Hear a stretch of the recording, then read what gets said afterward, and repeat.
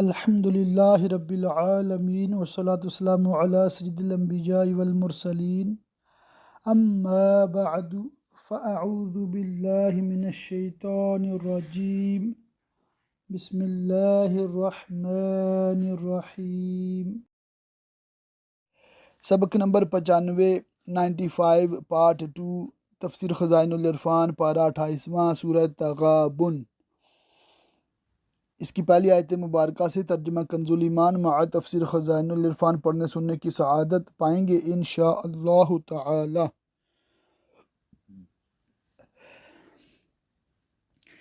سورہ تغابن مدنیہ ہے، اس میں 18 آیتیں اور 2 رکوع ہیں۔ اللہ کے نام سے شروع جو نہایت مہربان رحم والا۔ سورہ تغابن اکثر کے نزدیک مدنیہ اور بعض مفسرین کا قول ہے کہ مکیہ ہے، سوائے 3 آیتوں کے جو یا ایہا الذین آمنوا ان من ازواجکم سے شروع ہوتی ہیں۔ اس صورت میں 2 رکوع، 18 آیتیں، 241 کلمے، 1070 حرف ہیں۔ اللہ کی پاکی بولتا ہے جو کچھ آسمانوں میں ہے اور جو کچھ زمین میں، اسی کا ملک ہے اور اسی کی تعریف۔ اپنے ملک میں متصرف ہے، جو چاہتا ہے جیسا چاہتا ہے کرتا ہے، نہ کوئی شریک نہ ساجی، سب نعمتیں اسی کی ہیں اور وہ ہر چیز پر قادر ہے۔ وہی ہے جس نے تمہیں پیدا کیا تو تم میں کوئی کافر اور تم میں کوئی مسلمان۔ حدیث شریف میں ہے کہ انسان کی سعادت و شقاوت فرشتہ بحکم الہی اسی وقت لکھ دیتا ہے جب کہ وہ اپنی ماں کے پیٹ میں ہوتا ہے، اور اللہ تمہارے کام دیکھ رہا ہے۔ اس نے آسمان اور زمین حق کے ساتھ بنائے اور تمہاری تصویر کی تو تمہاری اچھی صورت بنائی، تو لازم ہے کہ تم اپنی سیرت بھی اچھی رکھو اور اسی کی طرف پھرنا ہے آخرت میں۔ جانتا ہے جو کچھ آسمانوں اور زمین میں ہے اور جانتا ہے جو تم چھپاتے اور ظاہر کرتے ہو، اور اللہ دلوں کی جانتا ہے۔ کیا تمہیں اے کفار مکہ ان کی خبر نہ آئی جنہوں نے تم سے پہلے کفر کیا؟ یعنی کیا تمہیں گزری ہوئی امتوں کے احوال معلوم نہیں جنہوں نے انبیاء کی تکذیب کی اور اپنے کام کا وبال چکھا، دنیا میں اپنے کفر کی سزا پائی، اور ان کے لیے دردناک عذاب ہے آخرت میں۔ یہ اس لیے کہ ان کے پاس ان کے رسول روشن دلیلیں لاتے، معجزے دکھاتے، تو بولے کیا آدمی ہمیں راہ بتائیں گے؟ یعنی انہوں نے بشر کے رسول ہونے کا انکار کیا، اور یہ کمال بے عقلی و نافہمی ہے۔ پھر بشر کا رسول ہونا تو نہ مانا اور پتھر کا خدا ہونا تسلیم کر لیا۔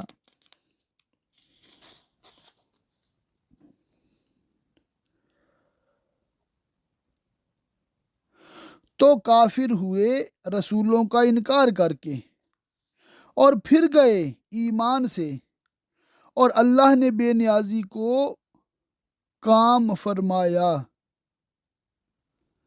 اور اللہ بے نیاز ہے، سب خوبیوں سراہا۔ کافروں نے بکا کہ وہ ہرگز نہ اٹھائے جائیں گے۔ تم فرماؤ کیوں نہیں؟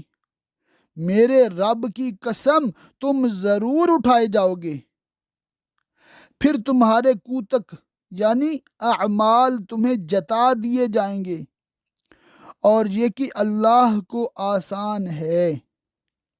تو ایمان لاؤ اللہ اور اس کے رسول اور اس نور پر۔ نور سے مراد قرآن شریف ہے، کیونکہ اس کی بدولت گمراہی کی تاریکیاں دور ہوتی ہیں اور ہر شے کی حقیقت واضح ہوتی ہے۔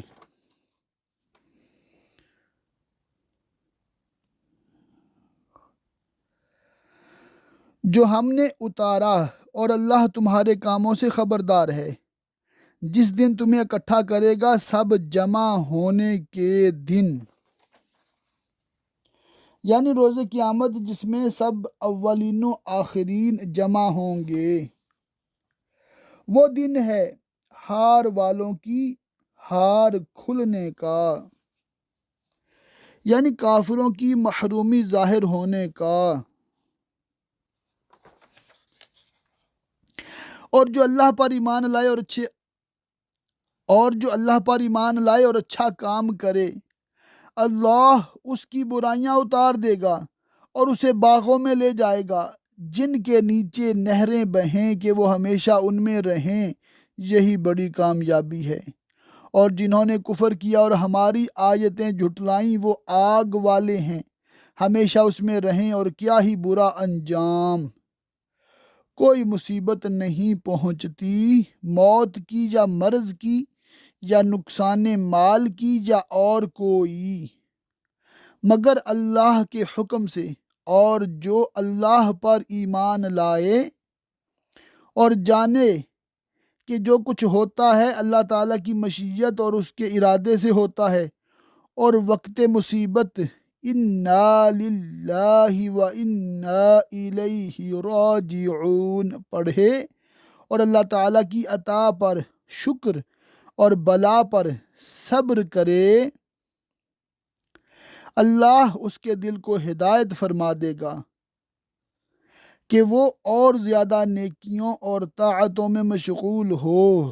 اور اللہ سب کچھ جانتا ہے، اور اللہ کا حکم مانو اور رسول کا حکم مانو، پھر اگر تم منہ پھیرو اللہ تعالیٰ اور اس کے رسول صلی اللہ تعالیٰ علیہ وسلم کی فرما برداری سے، تو جان لو کہ ہمارے رسول پر صرف صریح پہنچا دینا ہے۔ چنانچہ انہوں نے اپنا فرض ادا کر دیا اور کامل طور پر دین کی تبلیغ فرما دی۔ اللہ ہے جس کے سوا کسی کی بندگی نہیں، اور اللہ ہی پر ایمان والے بھروسہ کریں۔ اے ایمان والو، تمہاری کچھ بیبیاں اور بچے تمہارے دشمن ہیں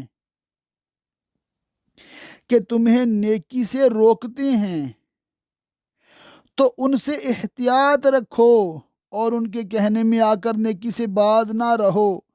شان نزول: چند مسلمانوں نے مکہ مکرمہ سے ہجرت کا ارادہ کیا تو ان کی بیوی اور بچوں نے انہیں روکا اور کہا ہم تمہاری جدائی پر صبر نہ کر سکیں گے، تم چلے جاؤ گے، ہم تمہارے پیچھے ہلاک ہو جائیں گے۔ یہ بات ان پر اثر کر گئی اور وہ ٹھہر گئے۔ کچھ عرصہ کے بعد جب انہوں نے ہجرت کی تو انہوں نے اصحاب رسول اللہ صلی اللہ تعالیٰ علیہ وسلم کو دیکھا کہ وہ دین میں بڑے ماہر اور فقیہ ہو گئے ہیں۔ یہ دیکھ کر انہوں نے اپنی بیوی بچوں کو سزا دینے کا ارادہ کیا اور یہ قصد کیا کہ ان کا خرچ بند کر دیں، کیونکہ وہی لوگ انہیں ہجرت سے مانے ہوئے تھے، جس کا یہ نتیجہ ہوا کہ حضور کے ساتھ ہجرت کرنے والے اصحاب علم و فقہ میں ان سے منزلوں آگے نکل گئے۔ اس پر یہ آیت کریمہ نازل ہوئی اور انہیں اپنے بیوی بچوں سے درگزر کرنے اور معاف کرنے کی ترغیب فرمائی گئی۔ چنانچہ آگے ارشاد فرمایا جاتا ہے، اور اگر معاف کرو اور درگزر کرو اور بخش دو تو بے شک اللہ بخشنے والا مہربان ہے۔ تمہارے مال اور تمہارے بچے جانچ ہی ہیں کہ کبھی آدمی ان کی وجہ سے گناہ اور معصیت میں مبتلا ہو جاتا ہے اور ان میں مشغول ہو کر امور آخرت کے سر انجام سے غافل ہو جاتا ہے، اور اللہ کے پاس بڑا ثواب ہے۔ تو لحاظ رکھو ایسا نہ ہو کہ اموال و اولاد میں مشغول ہو کر ثواب عظیم کھو بیٹھو۔ تو اللہ سے ڈرو جہاں تک ہو سکے۔ یعنی بقدر اپنی وسعت و طاقت کے طاعت و عبادت بجا لاؤ۔ یہ تفسیر ہے اتقوا اللہ حق تقاتہ کی۔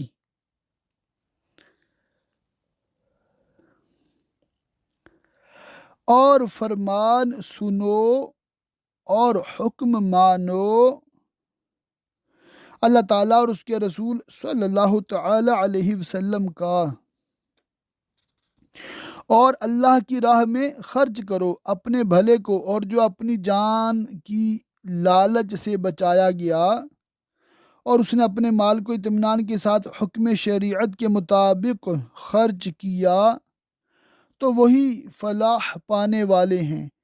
اگر تم اللہ کو اچھا قرض دو گے، یعنی خوش دلی سے نیک نیتی کے ساتھ مال حلال سے صدقہ دو گے، صدقہ دینے کو براہ لطف و کرم قرض سے تعبیر فرمایا۔ اس میں صدقہ کی ترغیب ہے کہ صدقہ دینے والا نقصان میں نہیں ہے، بالیقین اس کی جزا پائے گا، وہ تمہارے لیے اس کے دونے کر دے گا اور تمہیں بخش دے گا، اور اللہ قدر فرمانے والا حلم والا ہے، ہر نہاں اور عیاں کا جاننے والا، عزت والا، حکمت والا۔ سورہ تغابن مکمل ہوئی۔ سورہ طلاق مدنیہ ہے، اس میں 12 آیتیں اور 2 رکوع ہیں۔ اللہ کے نام سے شروع جو نہایت مہربان رحم والا۔ سورہ طلاق مدنیہ ہے، اس میں 2 رکوع، 12 آیتیں اور 249 کلمے اور 1060 حرف ہیں۔ اے نبی، اپنی امت سے فرما دیجئے جب تم لوگ عورتوں کو طلاق دو تو ان کی عدت کے وقت پر انہیں طلاق دو اور عدت کا شمار رکھو۔ شان نزول، یہ آیت عبداللہ بن عمر رضی اللہ تعالی عنہ کے حق میں نازل ہوئی۔ انہوں نے اپنی بیوی کو عورتوں کے ایام مخصوصہ میں طلاق دی تھی۔ سیدی عالم صلی اللہ تعالی علیہ وسلم نے انہیں حکم دیا کہ رجعت کریں، پھر اگر طلاق دینا چاہیں تو طہر یعنی پاکی کے زمانہ میں طلاق دیں۔ اس آیت میں عورتوں سے مراد مدخول بیہا عورتیں ہیں، یعنی جو اپنے شوہروں کے پاس گئی ہوں، صغیرہ، حاملہ اور عائسہ نہ ہوں۔ عائسہ وہ عورت ہے جس کے ایام بڑھاپے کی وجہ سے بند ہو گئے ہوں، ان کا وقت نہ رہا ہو۔ مسئلہ، غیر مدخول بیہا پر عدت نہیں ہے۔ باقی تینوں قسم کی عورتیں جو ذکر کی گئی تھیں انہیں ایام نہیں ہوتے تو ان کی عدت حیض سے شمار نہ ہوگی۔ مسئلہ، غیر مدخول بیہا کو حیض میں طلاق دینا جائز ہے۔ آیت میں جو حکم دیا گیا اس سے مراد ایسی مدخول بیہا عورتیں ہیں جن کی عدت حیض سے شمار کی جائے، انہیں طلاق دینا ہو تو ایسے طہر میں طلاق دیں جس میں ان سے جماع نہ کیا گیا ہو، پھر عدت گزرنے تک ان سے تعرض نہ کریں۔ اس کو طلاق احسن کہتے ہیں۔ طلاق حسن غیر موتوہ عورت یعنی جس سے شوہر نے قربت نہ کی ہو، اس کو ایک طلاق دینا طلاق حسن ہے۔ خواہ یہ طلاق حیض میں ہو، اور موتوہ عورت اگر صاحب حیض ہو تو اسے 3 طلاقیں ایسے 3 طہروں میں دینا جن میں اس سے قربت نہ کی ہو، طلاق حسن ہے۔ اور اگر موتوہ صاحب حیض نہ ہو تو اس کو 3 طلاقیں 3 مہینوں میں دینا طلاق حسن ہے۔ طلاق بدعی، حالت حیض میں طلاق دینا یا ایسے طہر میں طلاق دینا جس میں قربت کی گئی ہو۔ طلاق بدعی ہے۔ ایسے ہی ایک طہر میں 3 یا 2 طلاقیں یک بارگی یا 2 مرتبہ میں دینا طلاق بدعی ہے، اگرچہ اس طہر میں وطی نہ کی گئی ہو۔ مسئلہ: طلاق بدعی مکروہ ہے مگر واقع ہو جاتی ہے، اور ایسی طلاق دینے والا گناہ گار ہوتا ہے۔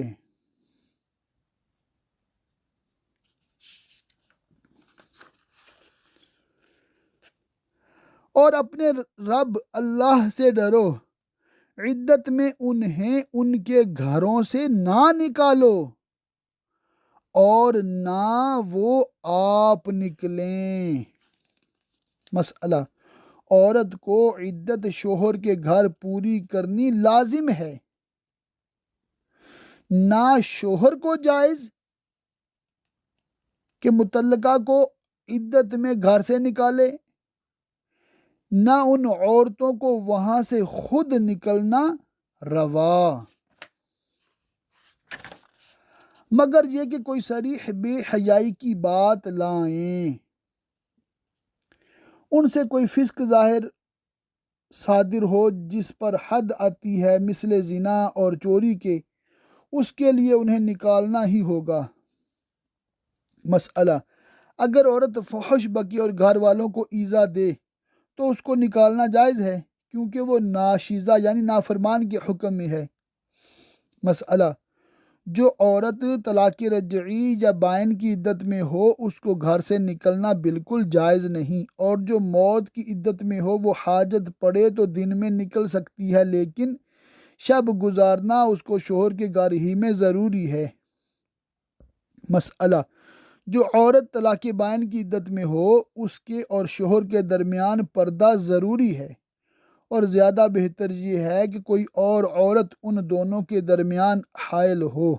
مسئلہ: اگر شوہر فاسق ہو یا مکان بہت تنگ ہو تو شوہر کو اس مکان سے چلا جانا بہتر ہے، اور یہ اللہ کی حدیں ہیں، اور جو اللہ کی حدوں سے آگے بڑھا بے شک اس نے اپنی جان پر ظلم کیا۔ تمہیں نہیں معلوم شاید اللہ اس کے بعد کوئی نیا حکم بھیجے رجعت کا، تو جب وہ اپنی میعاد تک پہنچنے کو ہوں،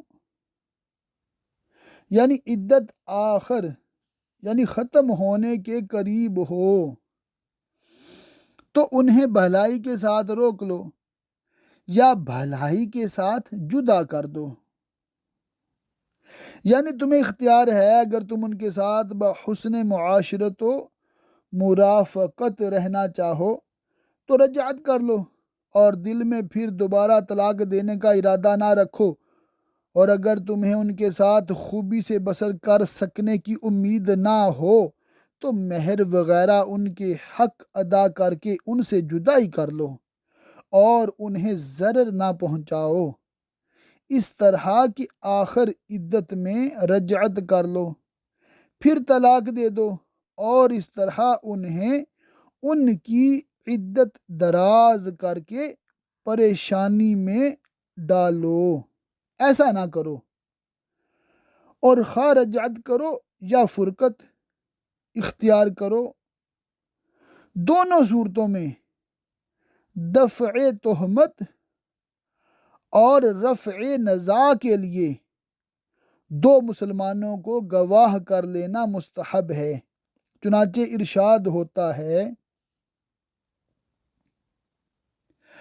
اور اپنے میں 2 سکہ کو گواہ کر لو اور اللہ کے لیے گواہی قائم کرو، مقصود اس سے اس کی رضا جوئی ہو اور اقامت حق و تعمیل حکم الہی کے سوا اپنی کوئی فاسد غرض اس میں نہ ہو۔ اس سے نصیحت فرمائی جاتی ہے اسے جو اللہ اور پچھلے دن پر ایمان رکھتا ہو۔ مسئلہ: اس سے استدلال کیا جاتا ہے کہ کفار شرائع و احکام کے ساتھ مخاطب نہیں، اور جو اللہ سے ڈرے اور طلاق دے تو طلاق سنی دے، اور معتدہ یعنی عدت والی کو ضرر نہ پہنچائے، نہ اسے مسکن یعنی گھر سے نکالے، اور حسب حکم الہی مسلمانوں کو گواہ کر لے۔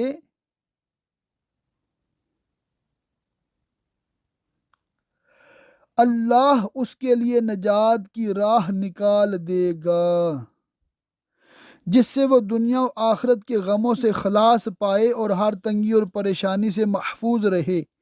سید عالم صلی اللہ تعالی علیہ وآلہ وسلم سے مروی ہے کہ جو شخص اس آیت کو پڑھے،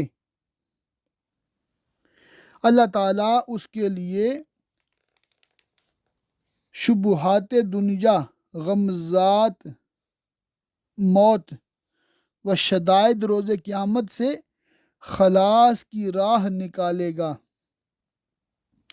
اور اس آیت کی نسبت سید عالم صلی اللہ تعالی علیہ وسلم نے یہ بھی فرمایا کہ میرے علم میں ایک ایسی آیت ہے جسے لوگ محفوظ کر لیں تو ان کی ہر ضرورت و حاجت کے لیے کافی ہے۔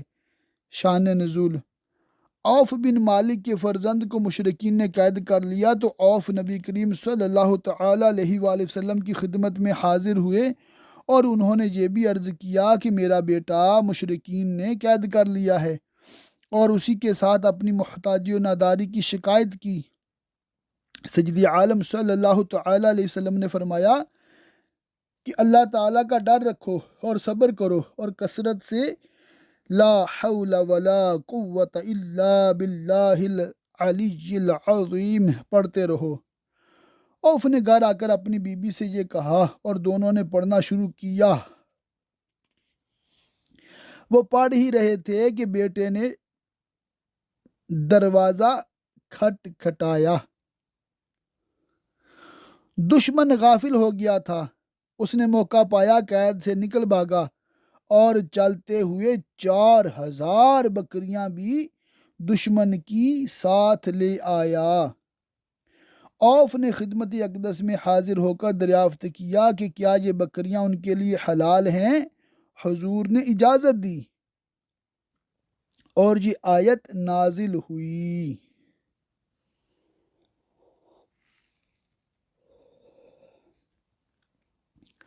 اور اسے وہاں سے روزی دے گا جہاں اس کا گمان نہ ہو، اور جو اللہ پر بھروسہ کرے تو وہ اسے کافی ہے دونوں جہان میں۔ بے شک اللہ بڑا کام پورا کرنے والا ہے، بے شک اللہ نے ہر چیز کا ایک اندازہ رکھا ہے۔ اور تمہاری عورتوں میں جنہیں حیض کی امید نہ رہی، بوڑھی ہو جانے کی وجہ سے کہ وہ سن ایاس کو پہنچ گئی ہوں۔ سن ایاس ایک قول میں 55 اور ایک قول میں 60 سال کی عمر ہے، اور اصح یہ ہے کہ جس عمر میں بھی حیض منقطع ہو جائے وہی سن ایاس ہے۔ اگر تمہیں کچھ شک ہو اس میں کہ ان کا حکم کیا ہے، شان نزول: صحابہ نے رسول کریم صلی اللہ تعالی علیہ وسلم سے عرض کیا کہ حیض والی عورتوں کی عدت تو تمہیں معلوم ہو گئی، جو حیض والی نہ ہوں ان کی عدت کیا ہے؟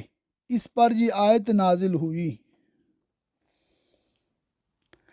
تو ان کی عدت 3 مہینے ہے، اور ان کی جنہیں ابھی حیض نہ آیا، یعنی وہ صغیرہ ہیں، یا عمر تو بلوغ کی آ گئی مگر ابھی حیض نہ شروع ہوا، ان کی عدت بھی 3 ماہ ہے۔ اور حمل والیوں کی میعاد یہ ہے کہ وہ اپنا حمل جان لیں۔ مسئلہ: حاملہ عورتوں کی عدت وضع حمل ہے، خواہ وہ عدت طلاق کی ہو یا وفات کی۔ اور جو اللہ سے ڈرے اللہ اس کے کام میں آسانی فرما دے گا۔ یہ احکام جو مذکور ہوئے اللہ کا حکم ہے کہ اس نے تمہاری طرف اتارا، اور جو اللہ سے ڈرے اور اللہ تعالیٰ کے نازل فرمائے ہوئے احکام پر عمل کرے اور اپنے اوپر جو حقوق واجب ہیں انہیں با احتیاط ادا کرے، اللہ اس کی برائیاں اتار دے گا اور اسے بڑا ثواب دے گا۔ عورتوں کو وہاں رکھو جہاں خود رہتے ہو، اپنی طاقت بھر۔ مسئلہ، طلاق دی ہوئی عورت کو تا عدت رہنے کے لیے اپنے حسب حیثیت مکان دینا شوہر پر واجب ہے، اور اس زمانہ میں نفقہ دینا بھی واجب ہے، اور انہیں ضرر نہ دو کہ ان پر تنگی کرو۔ جگہ میں ان کے مکان کو گھیر کر یا کسی ناموافق کو ان کے شریک مسکن کر کے یا اور کوئی ایسی ایذا دے کر کہ وہ نکلنے پر مجبور ہوں، اور اگر وہ مطلقات حمل والیاں ہوں تو انہیں نہ نفقہ دو یہاں تک کہ ان کے بچہ پیدا ہو، کیونکہ ان کی عدت جب ہی تمام ہوگی۔ مسئلہ، نفقہ جیسا حاملہ کو دینا واجب ہے، ایسا ہی غیر حاملہ کو بھی، خواہ اس کو طلاق رجعی دی ہو یا بائن۔ پھر اگر وہ تمہارے لیے بچہ کو دودھ پلائیں تو انہیں اس کی اجرت دو۔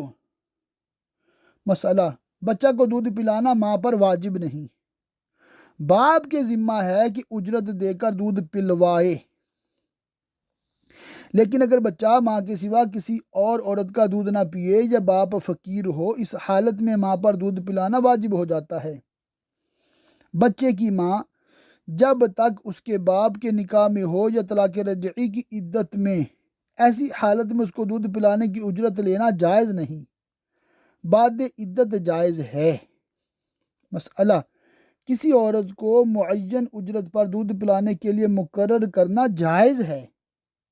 مسئلہ، غیر عورت کی بنسبت اجرت پر دودھ پلانے کی ماں زیادہ مستحق ہے۔ مسئلہ، اگر ماں زیادہ اجرت طلب کرے تو پھر غیر زیادہ اولا۔ مسئلہ، دودھ پلائی پر بچے کو نہلانا، اس کے کپڑے دھونا، اس کے تیل لگانا، اس کی خوراک کا انتظام رکھنا لازم ہے، لیکن ان سب چیزوں کی قیمت اس کے والد پر ہے۔ مسئلہ، اگر دودھ پلائی نے بچے کو بجائے اپنے بکری کا دودھ پلایا یا کھانے پر رکھا تو وہ اجرت کی مستحق نہیں۔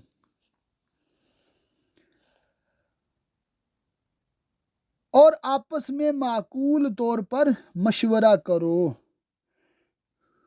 نہ مرد عورت کے حق میں کوتاہی کرے، نہ عورت معاملہ میں سختی۔ پھر اگر باہم مذائقہ کرو یعنی دشوار سمجھو، مثلا ماں غیر عورت کے برابر اجرت پر راضی نہ ہو اور باپ زیادہ دینا نہ چاہے، تو قریب ہے کہ اسے اور دودھ پلانے والی مل جائے گی۔ مقدور والا متعلقہ عورتوں کو اور دودھ پلانے والی عورتوں کو اپنے مقدور کے قابل نفقہ دے، اور جس پر اس کا رزق تنگ کیا گیا وہ اس میں سے نفقہ دے جو اسے اللہ نے دیا۔ اللہ کسی جان پر بوجھ نہیں رکھتا مگر اسی قابل جتنا اسے دیا ہے، قریب ہے کہ اللہ دشواری کے بعد آسانی فرما دے گا، یعنی تنگی معاش کے بعد۔ اور کتنے ہی شہر تھے جنہوں نے اپنے رب کے حکم اور اس کے رسولوں سے سرکشی کی تو ہم نے ان سے سخت حساب لیا۔ اس سے حساب آخرت مراد ہے جس کا وقوع یقینی ہے، اس لیے صیغہ ماضی سے اس کی تعبیر فرمائی گئی۔ اور انہیں بری مار دی، عذاب جہنم کی یا دنیا میں قحط و قتل وغیرہ بلاؤں میں مبتلا کر کے، تو انہوں نے اپنے کیے کا وبال چکھا اور ان کے کام کا انجام گھاٹا ہوا۔ اللہ نے ان کے لیے سخت عذاب تیار کر رکھا ہے۔ تو اللہ سے ڈرو اے عقل والو، وہ جو ایمان لائے ہو، بے شک اللہ نے تمہارے لیے عزت اتاری ہے، وہ رسول یعنی وہ عزت رسول کریم محمد مصطفیٰ صلی اللہ تعالی علیہ وآلہ وسلم کہ تم پر اللہ کی روشن آیتیں پڑھتا ہے تاکہ انہیں جو ایمان لائے اور اچھے کام کیے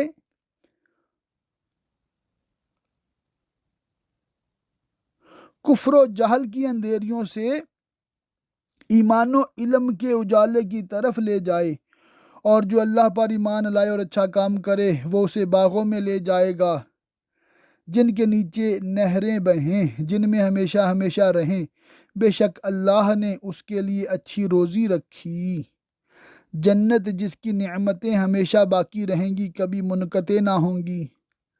اللہ ہے جس نے 7 آسمان بنائے، ایک کے اوپر ایک، ہر ایک کی موٹائی 500 برس کی راہ، اور ہر ایک کا دوسرے سے فاصلہ 500 برس کی راہ،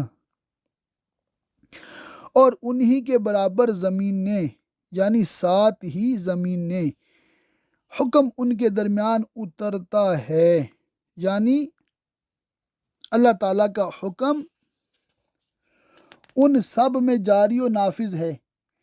یا یہ معنی ہے کہ جبریل امین آسمان سے وحی لے کر زمین کی طرف اترتے ہیں تاکہ تم جان لو کہ اللہ سب کچھ کر سکتا ہے اور اللہ کا علم ہر چیز کو محیط ہے۔ سورہ طلاق مکمل ہوئی، آج کا سبق بھی مکمل ہوا۔ اللہ پاک کی بارگاہ میں دعا ہے کہ اللہ پاک ہمیں خوب قرآن پاک کو سمجھنے، عمل کرنے، یاد رکھنے، دوسروں تک پہنچاتے رہنے کی توفیق رفیق مرحمت فرمائے۔ اللہ پاک ہم سب کو دنیا اور آخرت کی بھلائیاں دے، آمین بجاہ النبی الامین، وصلی اللہ تعالی علیہ وآلہ وصحبہ وبارک وسلم۔